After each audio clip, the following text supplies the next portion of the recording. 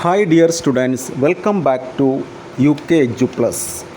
എല്ലാവർക്കും U K Edu Plus ചാനലിലേക്ക് സ്വാഗതം. നമ്മളിന്ന് +2 പബ്ലിക് എക്സാമിൽ ഹിസ്റ്ററിയിൽ നിന്ന് വരാവുന്ന പ്രധാനപ്പെട്ട ചോദ്യങ്ങളാണ് ഡിസ്കസ് ചെയ്യാൻ പോകുന്നത്. അപ്പോൾ എല്ലാവർക്കും യു കെ എഡ്യു പ്ലസ് ചാനലിലേക്ക് സ്വാഗതം. ഹിസ്റ്ററിയിലെ പ്രധാനപ്പെട്ട ക്വസ്റ്റ്യൻസ് എക്സാമിന് വരാവുന്നത് നമുക്ക് ഡിസ്കസ് ചെയ്യാം. നമുക്കറിയാം, +2 ഹിസ്റ്ററിയിൽ ഏകദേശം 15ഓളം ചാപ്റ്റർ ഉണ്ട്. അതിൽ നിന്ന് ഓരോ ചാപ്റ്ററിൽ നിന്നും പരീക്ഷയ്ക്ക് വരാവുന്ന പ്രധാനപ്പെട്ട ക്വസ്റ്റ്യൻസ് പറയാം. ഒന്നാമത്തെ ചാപ്റ്റർ നമുക്കറിയാം, പേര് ഇഷ്ടികകൾ, കൺമണികൾ, അസ്ഥികൾ. ഈ ചാപ്റ്ററിൽ നിന്ന് വരാവുന്ന പ്രധാനപ്പെട്ടൊരു ചോദ്യം, മോഹൻജദാരോ ഒരു ആസൂത്രിത നഗരം. 2 മാർക്കിനും 3 മാർക്കിനും ചോദിക്കാം.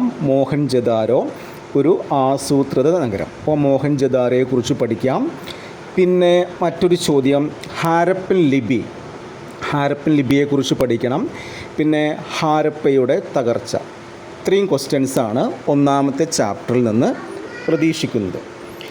അടുത്ത രണ്ടാമത്തെ ചാപ്റ്റർ, രാജാക്കന്മാർ, കർഷകർ, നഗരങ്ങൾ.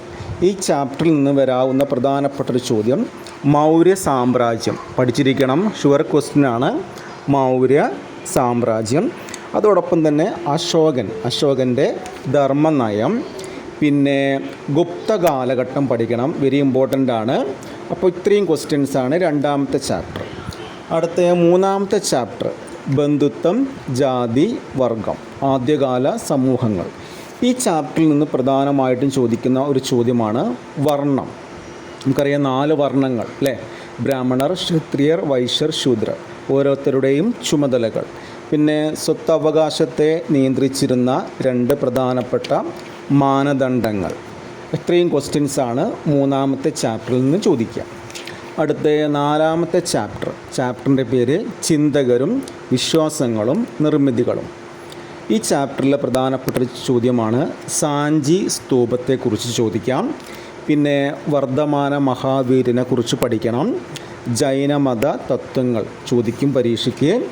പിന്നെ ബുദ്ധൻ്റെ പ്രധാനപ്പെട്ട സംഭാവനകൾ, ബുദ്ധൻ്റെ ത്രിപിടകങ്ങൾ.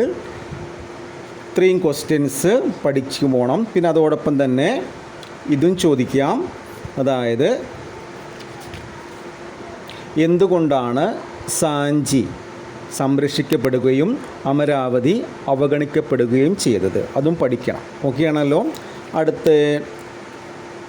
ചാപ്റ്ററിൻ്റെ പേര് ഭക്തി സൂഫി പാരമ്പര്യങ്ങൾ. ഈ ചാപ്റ്ററിൽ നിന്ന് ചോദിക്കുന്നൊരു ചോദ്യമാണ്, എന്താണ് ഭക്തി പ്രസ്ഥാനത്തെക്കുറിച്ച് പഠിക്കണം. ഭക്തി പ്രസ്ഥാനം ചോദിക്കാം. പിന്നെ സൂഫിസത്തെക്കുറിച്ച് ചോദിക്കാറുണ്ട്, സൂഫിസം, അതിനെക്കുറിച്ച് പഠിക്കണം. പിന്നെ ഗുരു നാനാക്ക്, അദ്ദേഹത്തിൻ്റെ സംഭാവനകൾ. പിന്നെ ഇത്രയും ക്വസ്റ്റ്യൻസാണ് ഈ ചാപ്റ്ററിൽ നിന്ന് ചോദിക്കാം. അടുത്ത ചാപ്റ്റർ, വിജയനഗരം ഒരു സാമ്രാജ്യ തലസ്ഥാനം. ഈ ചാപ്റ്ററിൽ നിന്ന് ചോദിക്കുന്ന ചോദ്യങ്ങൾ, ഹംപിയുടെ കണ്ടെത്തൽ. പിന്നെ കൃഷ്ണദേവരായർ, വെരി ഇമ്പോർട്ടൻ്റ് ആണ്.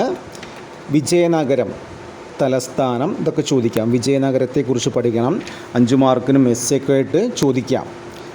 പിന്നെ അടുത്ത ചാപ്റ്റർ, രാജാക്കന്മാരും ദിനവൃത്താന്തങ്ങളും, മുഗൾ രാജ്യസഭ. അതിൽ പ്രധാനപ്പെട്ട മുഗൾ ഭരണാധികാരികൾ പഠിച്ചിരിക്കണം. ബാബർ, ഹുമയൂൺ, അക്ബർ, ജഹാംഗീർ, ഷാജഹാൻ, ഔറംഗസീബ്. ഇത് ക്രമത്തിൽ പഠിക്കണം. പിന്നെ അക്ബർ നാമ എന്താണ് പഠിച്ചു പോകണം. 2 മാർക്കിനൊക്കെ ചോദിക്കാം. അക്ബർ നാമ. പിന്നെ മൻസബ്ദാരി സമ്പ്രദായത്തെക്കുറിച്ച് പഠിക്കണം.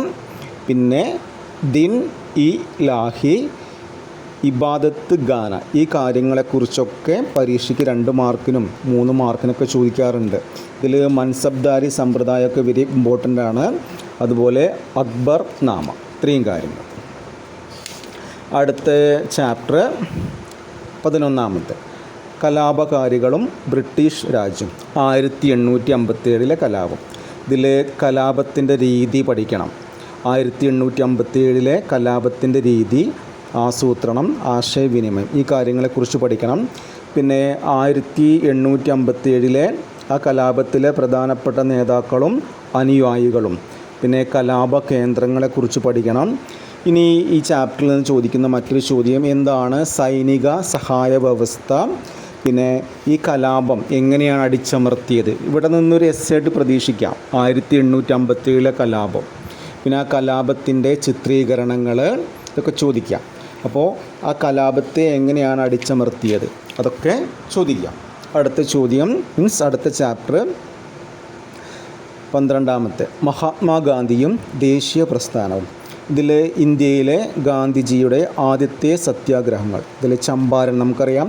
അപ്പോൾ ഗാന്ധിജി പങ്കെടുത്ത പ്രധാനപ്പെട്ട സത്യാഗ്രഹങ്ങൾ അത് പഠിക്കണം. പിന്നെ ഗാന്ധിജിയും ദേശീയ പ്രസ്ഥാനത്തെക്കുറിച്ച് പഠിക്കണം. അതിൽ വരുന്ന കാര്യങ്ങൾ ഇമ്പോർട്ടൻ്റ് ആയത് നിസ്സഹകരണ പ്രസ്ഥാനം, അത് പഠിച്ചിരിക്കണം, വെരി ഇമ്പോർട്ടൻ്റ് ആണ് നിസ്സഹകരണ പ്രസ്ഥാനം.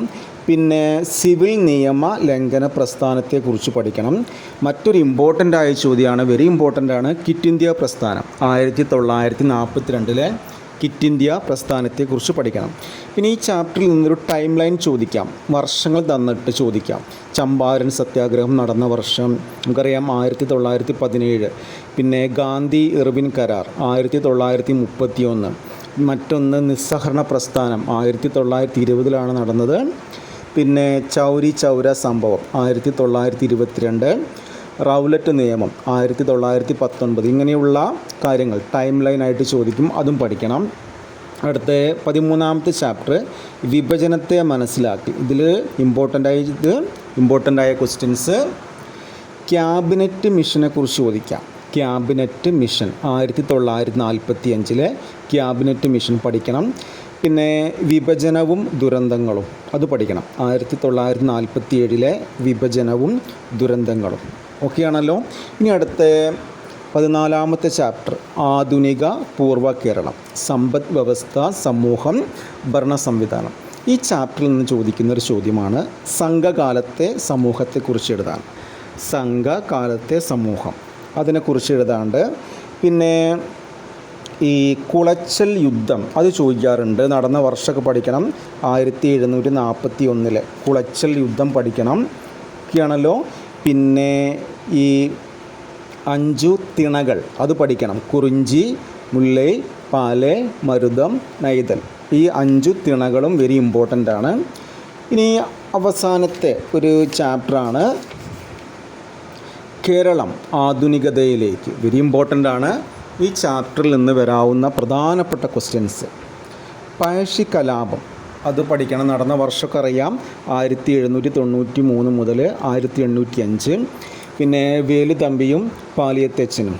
പിന്നെ കുറിച്യ കലാപം, വയനാട്ടിൽ നടന്ന കലാപമാണ്. കുറിച്യ കലാപം പഠിക്കണം, വർഷം 1812. മാപ്പിള ലഹള അതും പഠിക്കണം, വെരി ഇമ്പോർട്ടൻ്റ് ആണ് മാപ്പിള ലഹള. പിന്നെ സാമൂഹിക പരിഷ്കരണം അതിൽ നിങ്ങൾ പഠിക്കേണ്ടത് വൈകുണ്ഠസ്വാമികളും അതുപോലെ അയ്യങ്കാളി പഠിക്കണം. പിന്നെ ചന്നാർ ലഹള അല്ലെങ്കിൽ ചാനാർ ലഹള അത് പഠിച്ചു പോകണം. അതുപോലെ തന്നെ വൈക്കം സത്യാഗ്രഹം ഇമ്പോർട്ടൻ്റ് ആണ്, നടന്ന വർഷമൊക്കെ അറിയുണ്ടാവും, 1925 നവംബർ 23 അതോടൊപ്പം തന്നെ ഗുരുവായൂർ സത്യാഗ്രഹം നടന്ന വർഷം 1931 മുതൽ 32 വരെ. പിന്നെ പാലിയം സത്യാഗ്രഹം 1947 മുതൽ 48 വരെ. പിന്നെ ക്ഷേത്രപ്രവേശന വിളംബരം 1936. ഇവിടെ നിന്നും ടൈം ലൈനായിട്ട് ചിലപ്പോൾ പരീക്ഷയ്ക്ക് ചോദിക്കാം, ഒരു 4 മാർക്കിനൊക്കെ ചോദിക്കാം. അപ്പോൾ വർഷങ്ങളും നടന്ന സംഭവങ്ങളൊക്കെ നിങ്ങൾ വൃത്തിയായിട്ട് പഠിച്ചു പോകണം. ഏകദേശം നമുക്കറിയാം ഒരു 15 ചാപ്റ്റേഴ്സ് വരുന്നുണ്ട് +2 ഹിസ്റ്ററിയിൽ. ഇതിൽ ലാസ്റ്റ് ചാപ്റ്റർ വെരി ഇമ്പോർട്ടൻ്റ് ആണ്.